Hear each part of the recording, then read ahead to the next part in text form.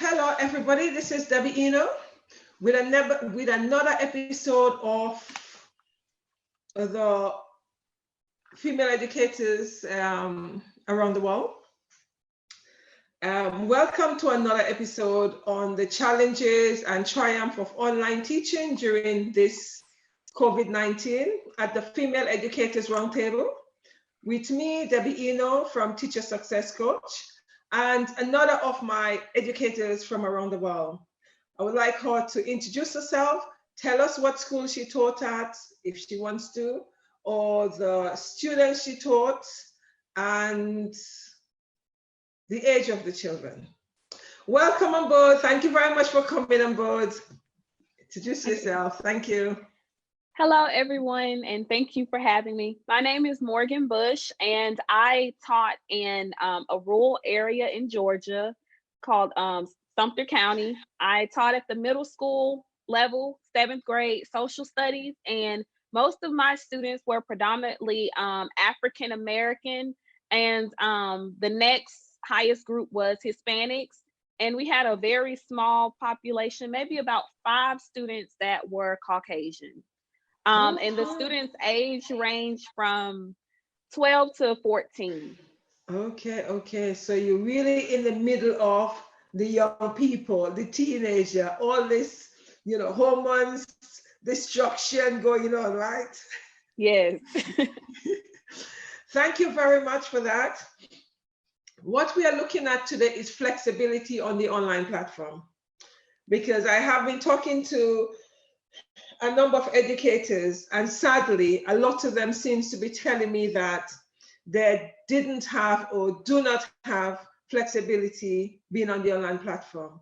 However, I find that very quite sad, because when we are in the physical classroom, we do not have that much flexibility, i.e., when you want to go to the toilet, something as basic as going to the toilet, you are unable to go to the toilet unless you have another educator whose class is close to yours. If there is no one there, you have to actually have a very strong bladder until you have a break. So this is some of the things that as educators, people are not even aware. These are some of the challenges we have when we're actually in the physical classroom. Another aspect is, marking while you're actually having your lunch, etc. So those are the lack of flexibility that we do have being on the platform. These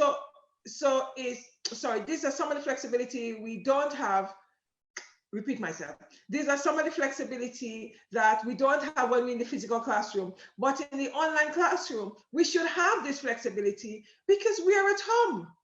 So I really not happy with educators when they're saying that they do not have the flexibility because they're actually scheduling meeting one after the other. And that should not be, because we have that in the physical classroom where we do not have flexibility. So in our home, we should have some level of flexibility.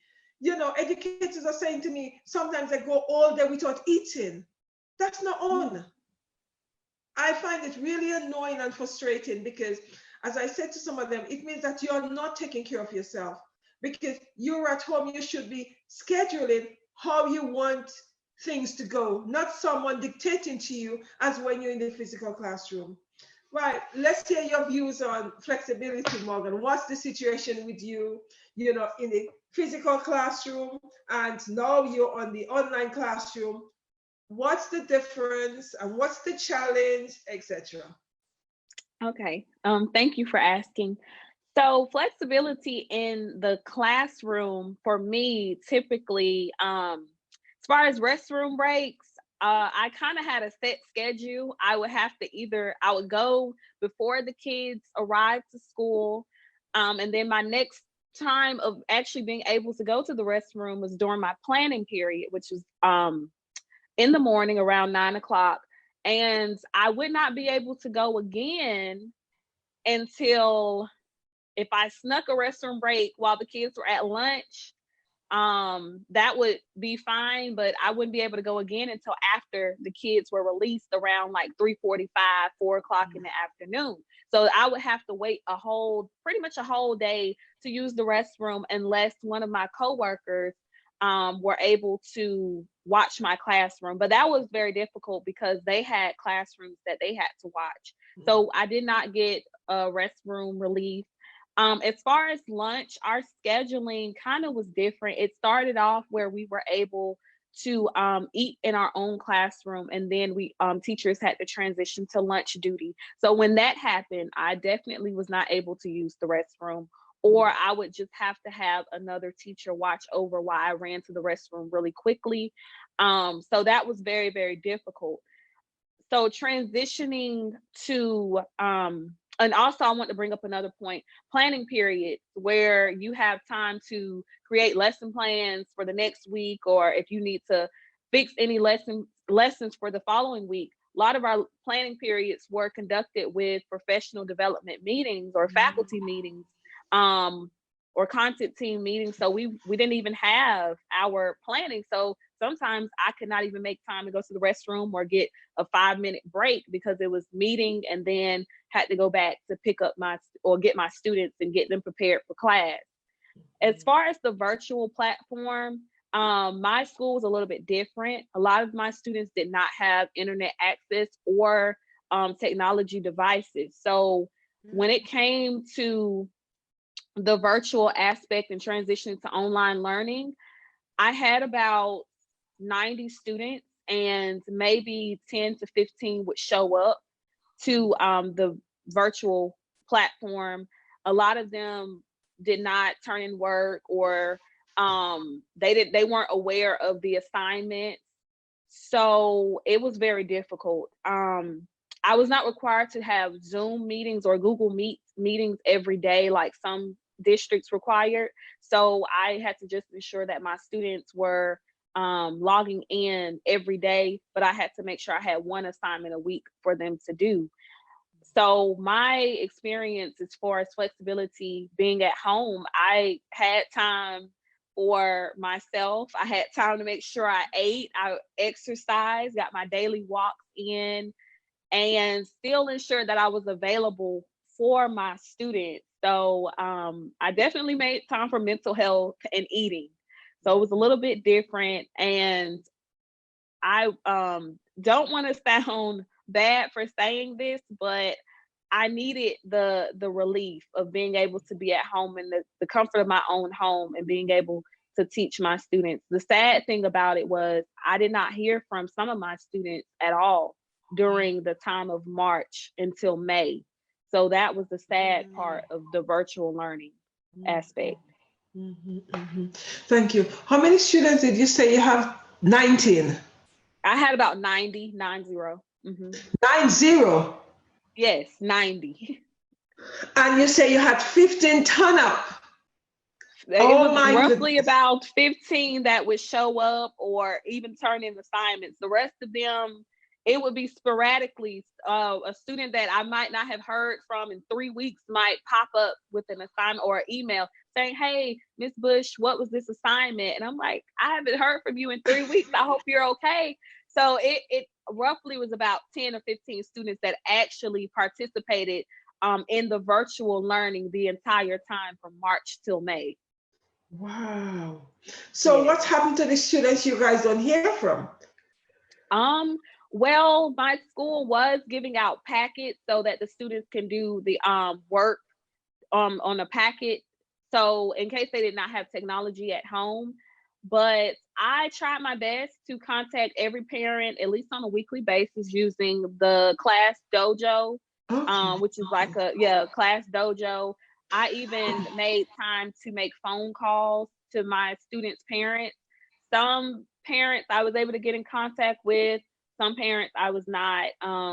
So I just had to do what I could with the resources that I had. But unfortunately, there were quite a bit of students that I did not hear from since we were released for COVID.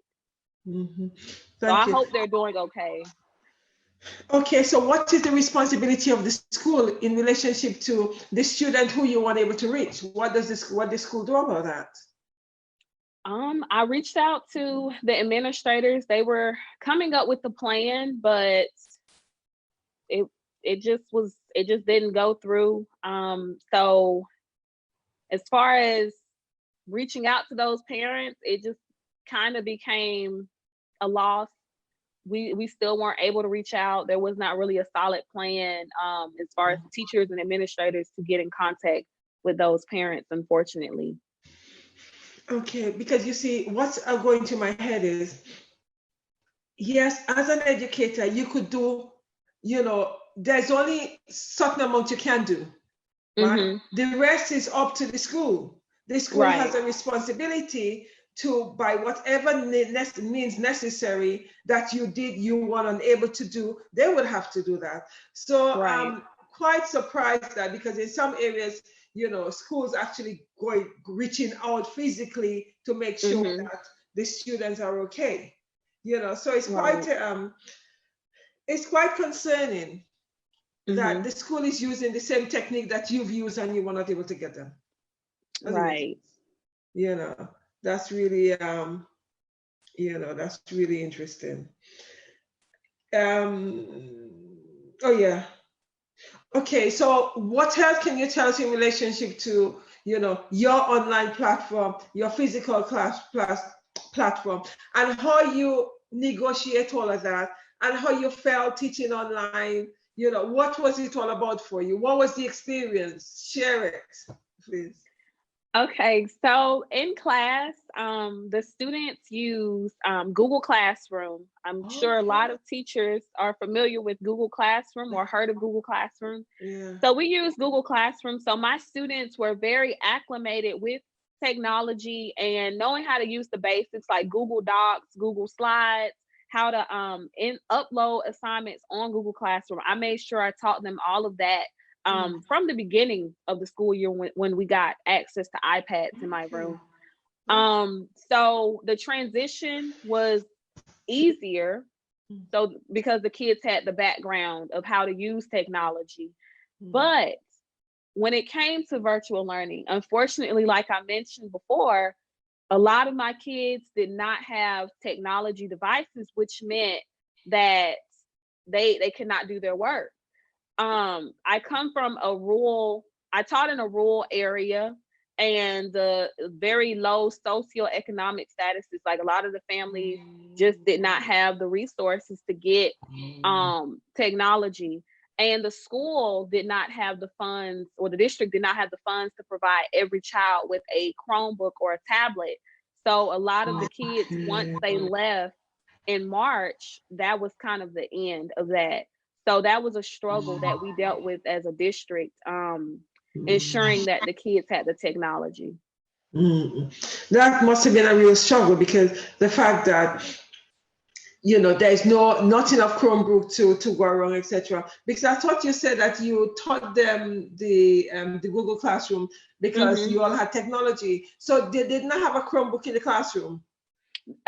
So my school did not have one-to-one technology, which meant Oh, that I'm sorry for not clarifying that, but my school it's did not okay. have one-to-one technology. So students were they the iPads that were in my room were only assigned to my room. So the kids could not take those home because there was not enough devices in the school. There would be times where when we had to do testing, the kids could not test on iPads. They had to use Chromebooks. So I would have to borrow another teacher's Okay. Chromebook card. So there was just not Okay. enough technology. Okay. Okay. Okay. Thank you. Another thing, which one of the countries, I think it's in the Philippines, I can't remember which one of the educators says to me, that the education minister allocate a television channel from Hmm. on which they actually, connect with education on that, because bearing in mind that a lot of the children did not have access to the resources, so Hmm. therefore they felt that it was necessary that the student got some form of education. So a matter of reaching them, they actually set up kind of, a connection with the television channel Hmm. to use that to do the to put education on. Do you think that would have been a good idea for you guys? Well, in my classroom every morning, my homeroom students watch CNN 10 on we would start at around 7:50 a.m. and it was Wow. 10 minutes of world news. So I ensured that we watch the local and CNN 10 news. So I did encourage my students to stay plugged in with CNN 10. I'm not sure if they actually did, but that was just a habit and a routine that I made happen daily, Monday through Friday. We never missed the news unless I was out for a out or whatever. But other than that, every day my students were got into the routine of watching the CNN 10 news. So I hope that they still carried that on. But I wouldn't know. I know made a message in Google Classroom for them to still stay connected and spread the word to their classmates to stay connected with the news. Thank you. Yes, but the thing about it, what some schools were doing, they were using the television channel as an education platform. So, you know, all the lessons were zoom into the television. Oh, okay. So that the student actually saw that instead of having a computer, which they didn't have the resources because they didn't have internet, etc., the education minister ensured that this one television channel was used to zoom education into the children's home because they didn't have access to computers. Okay. And the interesting thing about all of that is that was done by one of the so-called third world countries, according to the Western countries. You know, and in the West, the education ministers have not even got that sorted, because I had the same challenge here, whereby a lot of education wasn't given online. So there's a lot of students that did not even have the opportunity to have lesson online. And I feel that using a television channel would have been ideal for students who didn't have the resources in order to access the education. You know, it's just really it's really sad that how in some countries they're able to get it sorted, much smaller countries, and in the larger countries, the so-called developed countries, they haven't got it sorted. Right. It's just kind of a sad that that hadn't taken place. Yeah. Because even though we know that the student may not have logged in to access the education, but the point is they had an opportunity and they were given a choice in order to decide whether or not they're able to do that. Right now, a lot of them had no choice. Right. You know, they haven't got the access and that's it. You know, that's, which I find quite sad. What else you want to tell us about, you know, your online platform, etc.? How was it? Well, it was when we were able to get a team Google Meet call with the students. We had about my team and I all showed up. We had about maybe 25 to 30 kids log on. So I thought that was interesting. That particular call was to introduce the whole virtual learning to the students and parents. So that was the most participation that we received. But overall, from this experience, I learned that my students need to be in the classroom. They need it because this was a struggle. Even the ones that were showing up, they were asking lots of questions through email. I found myself having to screen record my computer a lot because they said that they didn't remember how to upload assignments properly. So I was making a lot of video, screen recording a lot. I didn't have a problem with it, but it was a challenge for my students. Why is it that the student had so many challenges, those that were able to accessing the platform? They said that they didn't either remember how to do it, or their parents don't know how to do it. The parents didn't have the knowledge on how to do it, or simply they were probably having to look after their siblings and they could have been stressed. And I know a few of my students expressed to me that they only had one device in the household. So that was another reason why some students could not show up. So it was different factors of why the students were facing challenges with technology. Thank you. That is such a common thing, whereby students are not able to access the resources because there's one computer to three siblings, or the internet keep on dropping, things like that. Because I had another educator who the government actually had a deal with the internet provider to provide free internet for students family who couldn't afford to pay for the internet. So that was another initiative that was taken by countries that are not as economically independent as the developing country. And the fact that they were able to do something like this, and in England and in America they were not able to negotiate something like that, it's quite sad, because it also demonstrates to me that they couldn't care less. Right. I don't know if that's that's the feeling you're getting, or that's the feeling I get in the sense that there's so many different avenues that could have been used in order to ensure that students got the basic education that wasn't done. So that is quite concerning, although my major concern is the psychological and emotional well-being of the child, because that is far more important than the academic or intellectual ability of the child, because we know that in terms of when they go back to the classroom, we'll have to deal with all of that. Or if we decide to have a hybrid setup, we'll have to deal with that. Or even we going back onto the online platform, we'll have to go onto the online platform very differently. Right. What's the situation in relationship to you guys going back? I'm actually moving to I actually moved to a new district. I know that my new district is, as of now, the teachers are going back on August 3rd, and students are returning on August the 10th. And in this district, the students do have one-to-one technology. So the students will have the resources to do their work at home. But as far as the virtual platform, due to COVID, we're just unsure. We're living in uncertainties right now. So we're projected to go back, but we don't know what it can look like, around August 10th. So I'm just preparing myself now to get familiar with virtual learning. I'm actually in grad school studying instructional technology, and I'm learning so many resources to about engaging students online using technology, building engaging projects virtually.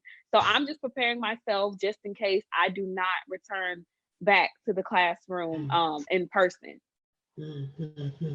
Thank you. Something actually crossed my mind in relationship to engagement. There have been a lot of talks on engagement, because I was reading a post this morning, and it saddened me that the educator took the view that it was the students' fault and lack of routine and too much flexibility that allowed that meant students were not able to engage. What's your views on that? Well, I do not blame the child when it comes to if they're not logging in. It's the responsibility of the parent to sit down with the child. It should be a team effort.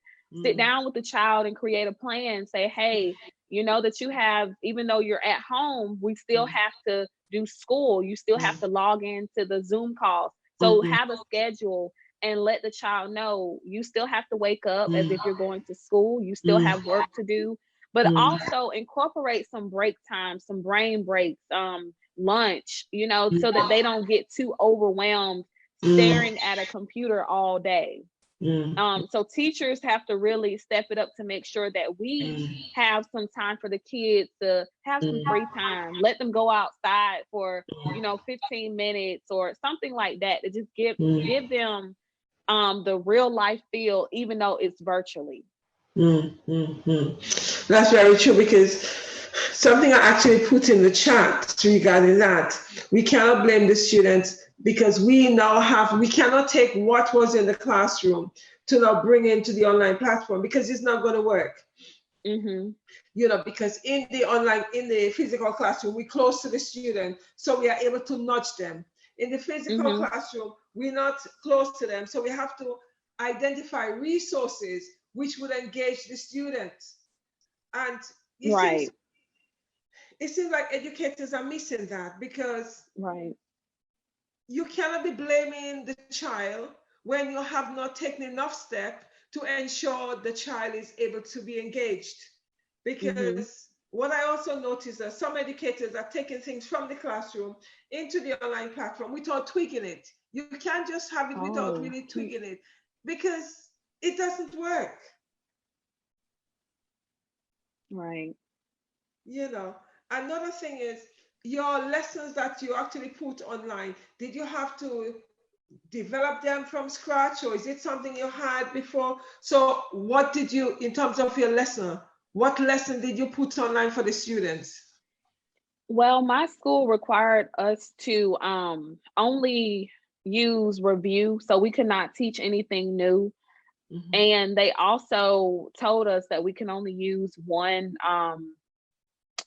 platform, which was Study Island. I'm not sure if some teachers out there are familiar with Study Island, but honestly, I only use Study Island for practice as far as or formative assessments, well, as quizzes and stuff. I don't really use Study Island much as far as like assigning my kids work on there. That's just used for if a student get done early, so it's practice quizzes on there or as a quiz. Okay. And so for them to tell us that we can only use that platform, a lot of the kids were not doing it because they hated Study Island in class. Oh. So to ask them to do it at home, that Mhm. was horrible. My kids did not like Study Island at all. So, but that's what we were required to use. I could not assign anything else new. Like I couldn't teach them any new material. So, yeah, that was difficult. Okay, so which means that the material you taught them is thing you already teach them already. And Hmm. what, did you modify the resources or use the same resources? I had to use the same resources. The school required all teachers to just use Study Island or another program, iReady for reading and math to develop their reading and math. But we were kind of given the resources that we had to use. There was no let me take an old lesson plan and recreate it to something engaging for the students. It was Study Island. This is what all students will be doing to keep everything the same. So Wow. that was difficult to engage the students because they did not like those platforms in school. So telling them to do Exactly. it virtually, they definitely did not enjoy that. Exactly. Not only enjoy, they probably wouldn't even do it anyway, because they said They to you didn't guys do they it. don't like it. So therefore, why am I going to engage with something I don't like? Exactly. Wow. Why did they actually allow you guys to use Saudi Island? Is it a security thing? Because I've got one of the same issue with one of the schools here. Um, I honestly am not sure why they only limited us to do Study Island. I know that my district was in hopes of returning back to school. So I'm thinking that it was more of um a Okay. platform just to use until we get back to school, Yeah. and then everything go back to normal. But unfortunately, we did not return back. So what Yeah. they Yeah. did was it was towards the end, they brought about a plan with Google Meet, starting to use Google Meet to meet with the students. But by that time, um it was too late. The students had already checked out, Yeah. parents had checked out at that point. It was to the point where I was calling them. I know that they were looking at the phone like, why is this lady calling me? So everyone had checked out by the time that they rolled out the actual virtual learning platform. So it was difficult. It was very difficult. Okay, so would you say that your students have learned, learned, retain, or able to recall information from this period on the platform? During virtual learning, Yeah. no. No, not at all. Oh my goodness, you don't even have to think I, about it. no, I don't think my students, if I was to take a poll, which I did, I took a poll in the middle of while we were still at home. I made a Google Forms as like a check-in for my students. And most of them said we rather be in the classroom. I don't feel like I'm learning at home.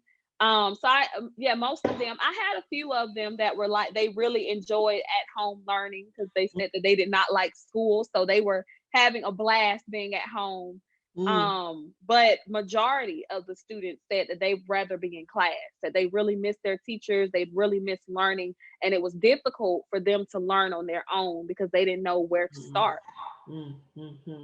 Thank you. Those that said they didn't learn anything at home, did they say to you what could have been a possible reason they didn't learn anything from home? I know one student in particular had emailed the my science teacher. The science teacher expressed to me that the student was asking, why can't we do Zoom calls like the rest of the schools, or why can't we have Chromebooks like the rest of the districts? So those were questions that a lot of my students were asking. They were just simply wanting technology so that they can do virtual learning, like actual virtual learning. But since a lot of students did not have the technology, my school limited the resources and just said either do the packets that were given by the school or just get on Study Island. Thank you. I could see the issue around that though, because my son also had they use a platform called Frog. And it's what they did was they just load the information onto Frog, then he had to do it, and then he had to log it, put it back on, right? As an educator, I see all the challenges of that. Right. He found it boring. I found it boring. He did some days, other days he did none. It was such a challenge. And then I spoke to other people who actually had the same setup. And the result was exactly the same, because you are not interacting with the students. Exactly. It is bad enough not being in the physical classroom. But when you actually have them on Zoom or in Google Classroom, you are able to interact with them. So it makes a difference. Right. The students found it very sterile, just loading things up on the platform, and then they have to do it and load it, thing again. I had one colleague who actually had to do the same, and she said to me, Debbie, it's boring. I said, of course it's boring. You're not getting a lot of students to take it because the brain needs to be engaging, because it's boring me. Exactly. And I think that's one of the issues. As much as it offers flexibility in terms of, they take it, they could actually, upload it when they want to, because they're not tied to a specific time. But it doesn't offer learning to take place. It doesn't enable learning to take place, because it's just boring. Even me find it boring. I'm not too sure how your students found the whole thing, in terms of, yes, the flexibility, because they could do it when they want, how they want, etc. But in terms of the engagement, how did you find the engagement?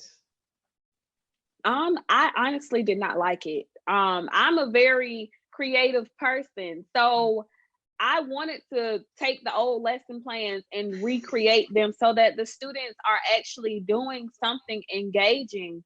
And then another thing that I just thought about, when we had them just logging on to Study Island or whatever platforms that other teachers are out there using, I was thinking about Bloom's taxonomy, that it really was not giving them, they weren't analyzing anything, they weren't creating anything. So it was just that basic remembering, like the lowest level, like remembering. And who knows, the kids probably weren't even putting in effort. They probably were just clicking different things to just get done. Because I know with Study Island, it's multiple choice. So they would just click, click, click, and get done. And then it was not for a grade. So you could get a 0 on a quiz, and there was no grade going in the grade book. So it was very, very ineffective, and I did not like it. And also not having real time with the students, meeting on like the Google Meet or the Zoom calls. Though the kids needed that, but all of that, I guess we just were not prepared. We were not prepared, and everyone was just hoping that COVID would be over quickly, and we just quickly get back into the classroom, but that was not the case at all. Actually, you hit the nail on the head. I do not feel that your school was prepared enough to negotiate the platform, because you see, that's the same thing, because I actually spoke to my child's teacher. I actually, wanted to speak to someone who were able to tell me. And the interesting thing about it, they were not really too concerned about the work, because as he said to me, he was more concerned about the well-being of the children, because as he said, oh, well, when they go back in September, if we go back in September, they'll catch up. That's not a problem. So I felt it was giving the work for the work's sake. It was not giving the work as an intellectual development tool. That's how it felt to me, and that's how it looked to me. Because although initially when they started, it was, oh, well, your son have not completed any work. But as time progressed, they realized that, as I said, it's a waste of time, because the children are not being engaged. Exactly. And as we know, we are social beings. And when you're not able to socialize, it becomes a real issue.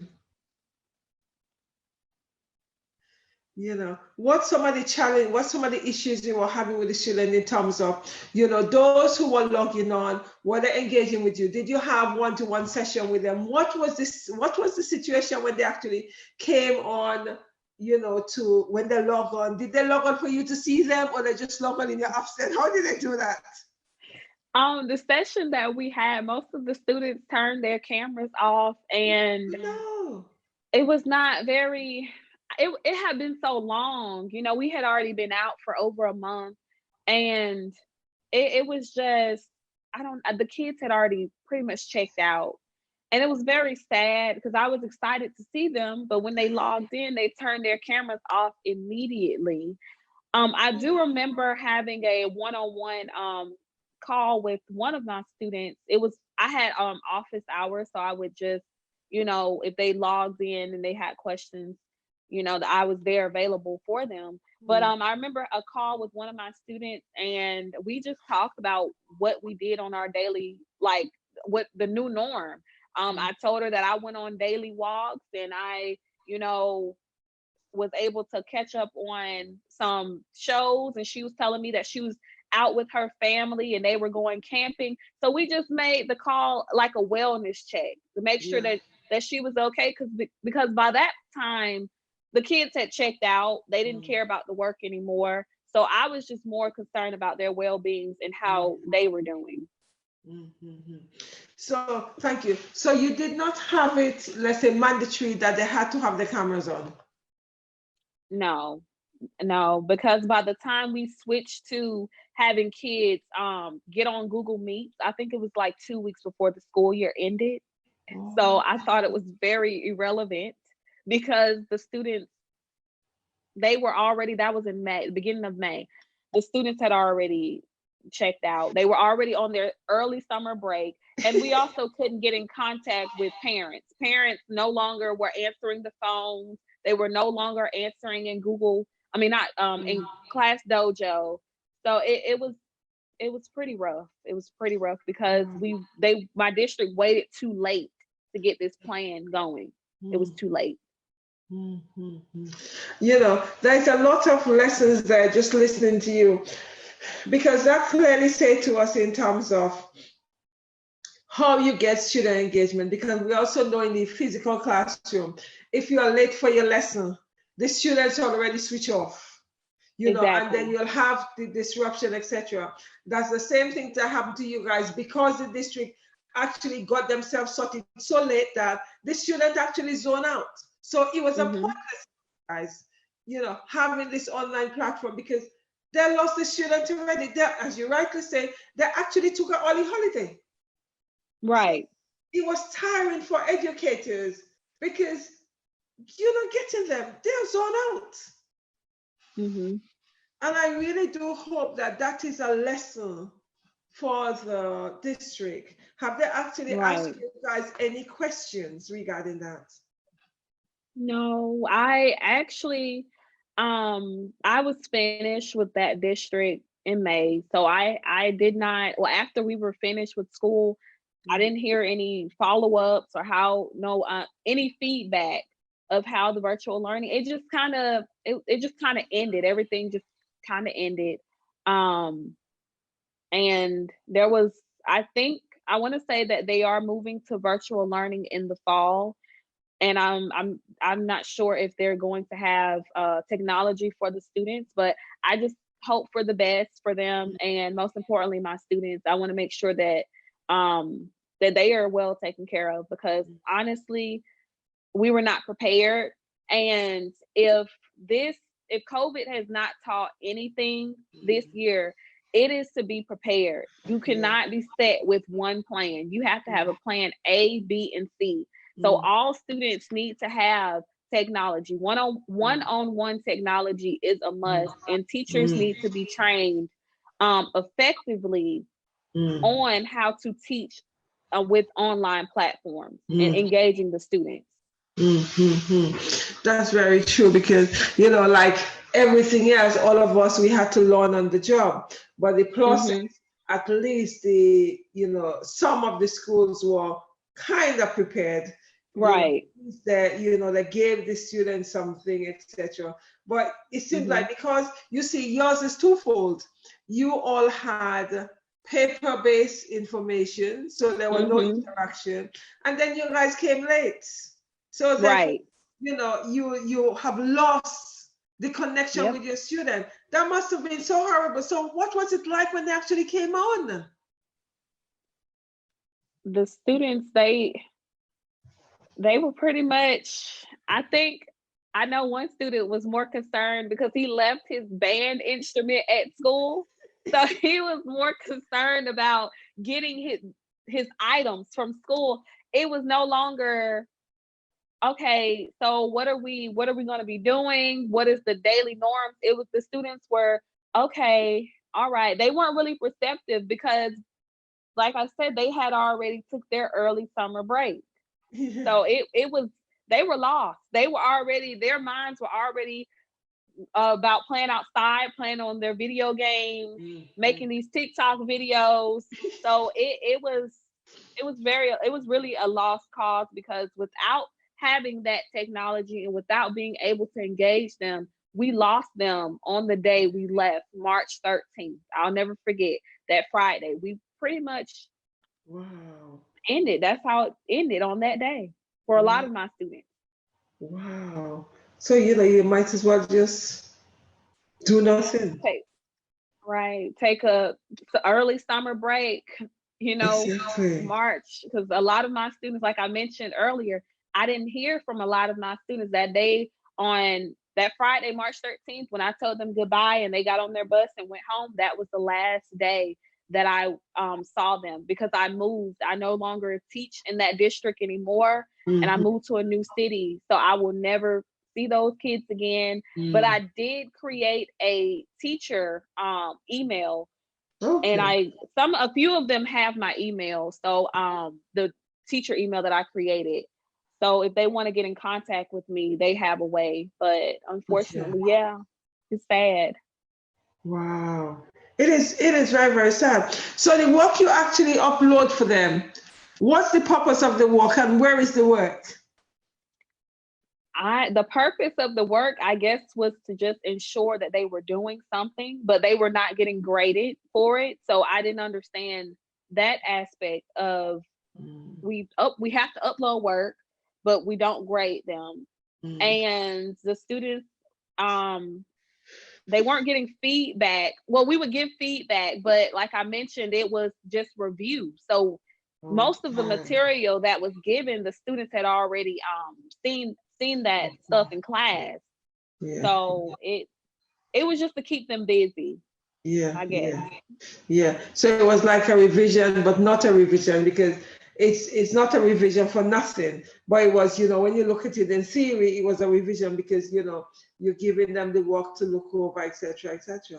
Mm-hmm. And that was work you already taught them, right? Yes, they had already done all of those units. So it was just a review, but we weren't testing them. We weren't grading them. So it was just I guess a refresher, but also to ensure that they were doing some type of school work and not just at home, doing whatever. It's like, it sounds like just, the work was just to keep them in the classroom, just keep them, Right. on the online platform, just keep them there.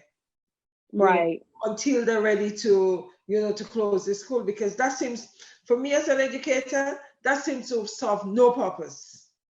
Right. It didn't. That, I'm just visualizing yourself and visualizing myself in that. I would hate it, because it's an uphill struggle. It's okay when, the flexibility come when you could actually switch off and say, okay, I'm going to take care of me, self-care, etc. But when you have to be checking to see whether or not anybody log in, it's quite frustrating. Right.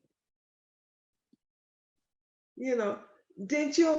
So how did they log in? Did they log in as and when they want to log in? Or you say you run office hours, but was that office hours to connect with them or to see them one-to-one? The office hours was Friday, 12 to 1. So they were able to just pop in if they had questions. Okay. But as far as before we actually even got that started, the work, they just logged into Google Classroom and I uploaded the assignments on Monday and they had all the way until Sunday evening to do them. So it was really whenever they felt like doing their work at that point. It was, you do it, thanks for doing it. If you don't do it, I can't punish you for not doing your work because I'm not grading you. But yeah, the students pretty much had a whole week to do an assignment per class. And they still didn't do it because there's no point in doing it. Because they probably also know that because they're still the revision piece of work and work they've done already, they're thinking, oh, there's no point in doing it anyway because, right, that's not to go forward with it, It's quite sad though. It's quite sad. Very. So how did that make you feel? I honestly, I felt bad because it wasn't much that I could do. And I kind of was upset. I'm going to just be transparent. I was upset because I would see the other districts, they had Chromebooks for the students. And everyone made the switch to go virtual, it was as if those districts had already had plans set in place, or they were quickly thinking on their feet. And my district was moving slow, hoping and waiting to see if schools were going to open back up instead of taking action. And so it did upset me because I said the main people that are suffering in this situation is not the teachers, it's not the administrators, but it's the students because they are not learning and there's nothing that's happening, so I was upset. I wanted changes to happen because I'm like, these students, we don't know where they're going to or their home life, and it just seems like everyone's just sitting here and not taking action. So yeah, that's how I felt. So I was very concerned for my students and very upset that things were not changing. I could see that, even I was not even in the classroom, but I feeling that for you because I'm thinking I would be real mad. Because that situation where you cannot do anything about it because the powers that be feels that know about the education more than we who in the front line. and that kind of annoying because it's just disregarding the needs of the student. Although I'm aware in terms of the emotional, psychological well-being of Mm-hmm. the students, the fact is they're already in your hands. When school closed, they should have actually take action. So it's really sad that that district was so unprepared, so unprepared. Right. That's the thing. Right. I just thought they were really unprepared. Although some areas, some countries were unprepared, but not so unprepared. Come on. Yeah, they thought they quickly got out, like they realized, okay, we're going to be out, the kids are going to be at home. They had a plan placed quickly versus my area was just moving slow, or maybe we can give these kids these packets and they can do this. But we had parents calling saying, well, Miss Bush, my child finished that packet a week ago. So what's next? And as the teacher, I'm like, do you have internet access? Do y'all have computers or something at home? No, we have a tablet, but we don't have internet. And they were supposed to be setting up internet in the area, but I'm not sure if all families were able to get the free internet services. So they were like, well, we don't have internet right now, or our internet got cut off because I had a student tell me the internet got cut off because they couldn't pay, the family couldn't pay the bill. So for those kids, it was like, what's next? Yeah. And I'm asking what's next, and no one can give me an answer. So I was very upset and frustrated and confused. I had a lot of emotions, going, and we're really worried about my students, trying to advocate for them, saying, well, this child finished their packet, so what are we going to do? And I wasn't getting any answers. So it made me feel bad to not be able to help them because I didn't have any help. My goodness, thank you. I'm feeling your challenge. It's just real. It's interesting because I was under the assumption, this is me here, I was under the assumption that, a lot of school transitioned to, and it was immediately, or some didn't transition at all.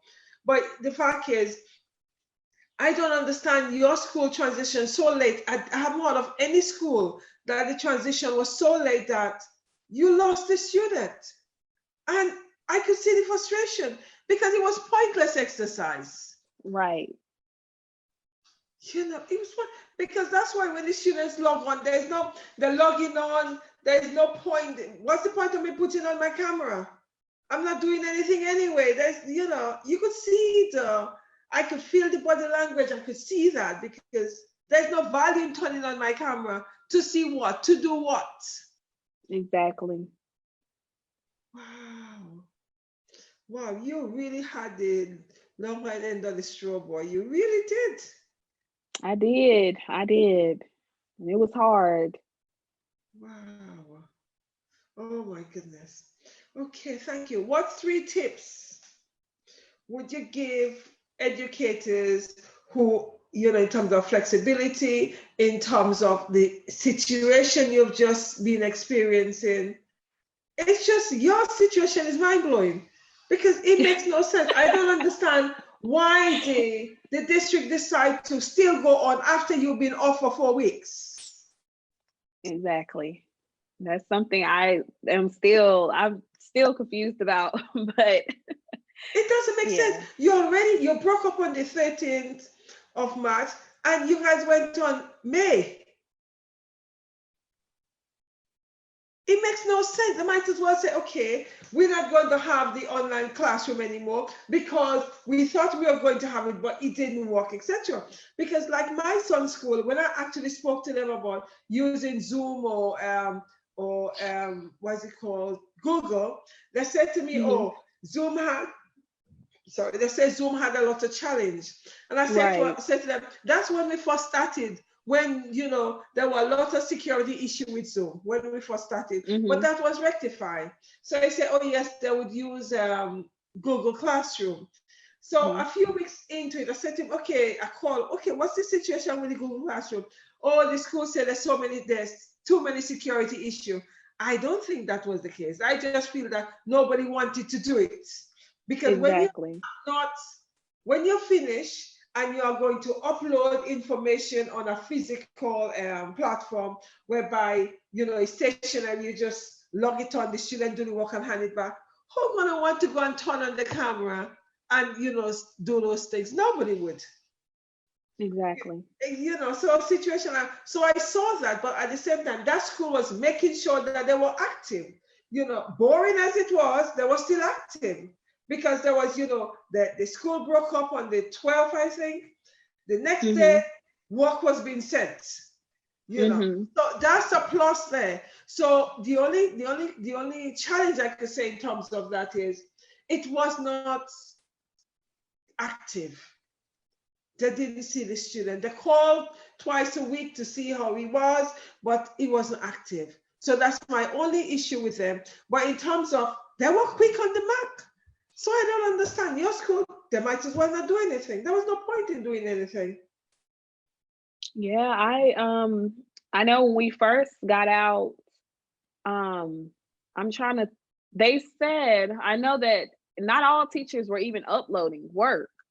I remember receiving an email saying, "Hey, teachers, make sure you're uploading work." Parents are calling saying, "What is next? What are what are their children supposed to be doing at home?" And I'm confused because I thought that everybody, you know, I started uploading work that Monday because we got out Friday. I started trying to scrounge up some stuff and make videos and PowerPoints and different Google form things for my students. And then they said I sent that out 1 week, still trying to keep things the norm for my students. And then I sent that out the first week, and then they came back and said, "Hey, everyone has to be doing the same thing. So we want everybody to do Study Island." But by that time, it wasn't even a set plan still. So this was already week 2. We still don't have a set plan of the work that the kids are supposed to be doing. By week 3, I kind of noticed that a lot of the kids were kind of falling off. It was like, oh, if all we're doing is Study Island, then, you know, I don't really need to do too much for that. So it just should have been, we should have thought more on our, like, been quicker on our feet and made sure that we didn't lose those students. And also, instead of waiting so late to get a count on technology, that should have probably happened like that Monday. Like, as soon as we found out that we were going to be out for 2 weeks, the initial 2 weeks, we should have got that count that Monday. How many kids have technology? Not wait until the middle of the pandemic to say, okay, so we realize not a lot of kids are being active. How many kids have technology? Well, by this time, parents are not answering their phones. Kids don't care. And, you know, it just, preparation is key. Okay, so is that your point? Your second point, preparation is key. Preparation is key. Okay. Have you got one more, please? To make sure that we are engaging the students, because you don't want to lose them. If we wait too late, they've already been lost. So the schools, administrators in particular, need to make sure that if we are faced with the virtual learning thing again, that we have technology for all kids, and being able to know what households have internet access, or if the city or district has like the free internet. So just make sure that everyone has the devices that is needed, the resources. So thank you. The district you say you've gone into, are you guys teaching online? What's the situation with your teaching? Well, as of now, we're going back physically. Oh, so have you guys got a B plan? That's the A plan. Have you got B plan? A B plan and a C plan? I looked up the how they're going to try to navigate. So I know the kids will be eating in the classroom.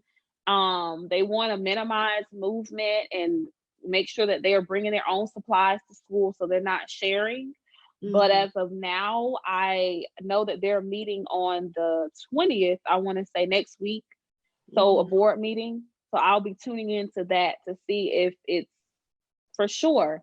But I know that they sent out a survey for parents and the students in this new district that I'm moving to see if they wanted to go virtually or back in person.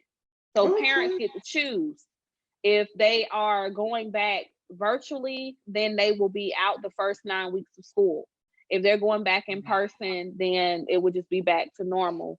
But yeah, they're giving them an extension to make that decision. Okay. So they have a choice. Okay. So is the district waiting on the president to make a decision? So what are they waiting on before they actually say, okay, we're gonna do a hybrid, or we're gonna go online, or we're going to, because the only thing that seems to be concentrating now is the physical classroom. So who are they waiting on to make the decision for them in relationship to, do we have a hybrid setup, or we have a remote classroom? I think the decision has already been made. It just seems like, well, I know that they're waiting for the rest of the surveys. I think they extended the survey for another week. I think next Friday is the deadline. So I'm guessing based off that data, they're going to see what's the highest percentage. I'm hoping that is virtual, because honestly, I don't know how this in person is going to work. I'm not going to lie to you. I'm a little anxious about that. But I'm guessing they're waiting on the surveys to see how many parents will actually send their kids back to school. Yeah, but the interesting thing about all of that is there have been so many studies regarding America in terms of, educators are now thinking, should they go back and risk, thing on their life, or there's so many issues around that. So, right. Especially when you had the three educators who went into the classroom and one of them caught it and passed. Oh man. It make you question, was there something in the classroom, or the fact that three of them were entering the school together? Is it a situation that one of them had it? It's challenging because, there are three of them, one of them had it, three of them contracted it, and one of them had it extremely bad and she passed. So now you have the two educators that are ill. And what they did was they went into the physical classroom. So the question is, is there something in the physical classroom that they caught? What is it? I don't know. So it's been a big, that's been a big concern in a lot of the groups I've been, visiting. That's been, in terms of, okay, well, I have to think whether or not I lose my job and, secure my health, or I go into the job and risk my health. So it's really, it's sad that educators are put in the front line, and these are the things they're negotiating. I don't understand it. I don't think it's fair, because the teachers weren't given an option. Only the parents and the students were. They didn't ask, hey, teachers, you complete a survey and let us know whether you want to go back, or whether you want to do virtual. So we're the ones. And then I know with middle school or secondary in general, middle and high school, we're dealing with at least 70 kids a day. That's the minimum. I've been in classrooms where I had to do my observation hours of 100. We saw 150 kids a day. So imagine that high volume of traffic. It was like 6 different classes. So a total about 150 kids. That's a lot of traffic. And you don't know the home lives of these students, who they've been exposed to. And it's just a lot of things. Yeah. A lot of things. It's a lot of issues which need to be, addressed. And it's not, I don't feel that it's fully addressed there, because it's like wanting to go back on the first and there isn't things in place. I don't know. Well, I'll be keeping in touch with you when you guys go back on the first. It's the first, isn't it? Teachers return back on August 3rd. The kids come back on the 10th of August. Oh, the 3rd of August. Okay, so I'll be keeping in touch, because I had an educator message me this morning, saying to me that, she's feeling so distraught because she has to go back, and the numbers, because I think she's in one of the Florida schools, because she said the numbers are increasing, and Right. and So in situation like that, you don't know what to say. There's nothing to say. So I don't understand why they're not taking in consideration the online platform as a transition. It'll be Some, interesting to see though. I was gonna say some schools and districts might be scared of losing funding if they don't return back. And I know if that educators in Florida, I'm in Georgia, and Florida and Georgia cases are increasing by day. It's ridiculous. So I really do not feel like we should go back, but it's based on the district. There are some districts that will be returning back virtually. So I'm Exactly, praying yeah. that my district change their minds. Mm-hmm. I tell you, it's just quite concerning though. Have you got Right. anything else to say to us about your I flexibility and how they treated you and what's happening? You have a lot to challenge, hon. Yeah, it was a challenge, but it helped me realize what I need to do and how I need to prepare for this upcoming school year. Um so though I went through all of those difficulties, it just kind of made me a better educator. It made me know what to look for. It made me be a better advocate for my students, and to not just go with the flow, but if something is bothering me or if there's a serious issue, to speak out about it. So I'm happy that you invited me to speak today, and I hope that other educators that are listening, if they're dealing with anything similar to my situation, to not suffer in silence, but to be the voice that our students need. Um, so we have some power as educators, and we have to use that. And the most important thing is just being an advocate for them. And I just hope to keep growing as a teacher. I'm going into my second year, so I just hope to keep growing. Oh my goodness, that was not very fantastic experience for you. You still sure you want to So stay? You sure you want to stay in the profession? I love teaching. I love my students. I love what I do. So I wasn't going to let that one downfall stop me, because I know that teaching is very rewarding, and there's so much more positive things that will come to me if I just keep staying in this profession and keep learning. So I'm not going to let that deter me from my goal. You said teaching is very rewarding. I cannot help but tap into that. What do you mean teaching is very rewarding? In what way? Though we don't make a lot of money, it has helped me personally. Like I used to be very shy. So teaching has helped me grow. It has helped me become more open-minded of different people and different cultures. I have been able to even travel because of this career. I went down to Miami, Florida right before the pandemic to go to a technology conference, and I was in the room with so many other educators, and I learned so much. I got to meet the CEOs of these different companies that educators use, well, school districts use, such as Clever. I'm not sure if you're familiar with Clever.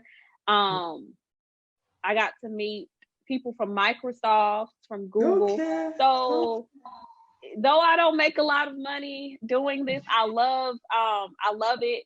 And I was so excited to be down there at the conference, not for me, but for my students. I was just grabbing different free gifts that they were giving. I was like, I'm gonna give this to my students, and I'm going to teach them about this new technology program. So that's what I mean when I say it's very, very rewarding. It makes me a better person, honestly. Thank you. I also find it very rewarding, and I also, I'm very passionate about it. And it enables you to impact someone's life. That's the fantastic thing for me as being an educator. I'm able to impact someone else's life. I'm able to, do a mindset shift. I'm able to transform, how they do things. And it's important because when you actually see some of your students years later and they say, oh, I remember you because of that, it does make you feel good. Right. You're thinking, oh my goodness, I actually contributed in you becoming a doctor, you becoming a scientist. It's just really, Right. really is nice because I tend to meet my ex-students everywhere. Sometimes I don't even remember them. And the first thing they say to me, do you remember me? And you say, no, don't remind me. And when I'm with the children, they say, oh, is that one of your ex-student? Yeah, I'm afraid so, yes. We meet quite a lot of them. And Mm-hmm. they just, call me out. I saw one of them last week. It was funny. I was in the supermarket with the children. And then she said to me, she called me by my surname. I'm thinking, oh, students don't, because this is not mature student. They don't normally call you by your surname. And I looked at her and she said to me, Mm-hmm. can you not remember me? I said, no. She said, you make such an impact on me. I actually had my password by your surname. So she used my password. I said to her, hold alone, but I've never heard this one. So it was really interesting, because you meet them anywhere, everywhere. And as you say, Right. financially, it's not making us rich, but we actually making a difference in these Right. students' lives. And I think for me, that is important, just like you. Yeah. Okay. Anything else you want to say before I wrap up? I just wanted to say thank you for having me. This was a wonderful, wonderful experience. I was a little bit nervous about I getting know. on live, but once the conversation started going, I felt like I was at home. So I just Brilliant. want to thank you for the opportunity. Thank you for accepting the offer. And it's a relaxed platform, as I keep on saying to everybody. I am not a presenter. My mess up, I learn a lot from my mess up. I Mm-hmm. am an educator, not a presenter. So I make no apologies for me not getting it right because I'm learning. That's not my forte. So it's been wonderful because I've actually engaged with a lot of educators, and as I kept saying every day, the reason why I created this platform so that we can actually tell our own experiences. I used to say tell Mm-hmm. our story, but I think it's more experiences. We can actually Mm-hmm. share our own experiences, and you're hearing it from us. No one else is summarizing it for us. We're telling you as it is. And that's one of the reasons why I created the platform so that female educators would have a say and would have a voice. Yes, male, I hear you. But as Mm-hmm. female, we have a lot more challenges. Hence the reason why I feel that I needed to open this platform to give female educators a voice and the opportunity to express themselves, to say what the challenges are, to also say what the triumphs are, etc. Hence the reason for the platform. And I make no apologies, as I said, because it's female. Plus, I am a female coach, hence the reason why I'm also making the connection. Thank you, everybody, for coming on the platform, for coming online. Thank you for listening to me. I do know that you are getting some information because all the educators are coming with different experiences. I would like you to like, share, and comment. When you comment, I will look at it later on and give feedback on that. If there is anything else you want to talk about, or you feel I should talk about, or I should interview my educators on, just reach out and I will do that. Thank you very much. Have a fantastic evening, night, morning, wherever you are. And I'll be back tomorrow with another female educator from around the world. The internet might be challenging because it is in a remote country. And we have these challenges from this remote country. Nevertheless, I'll be on and we'll see what happens. Thank you very much, everybody. Stay blessed and have a good evening. Bye-bye.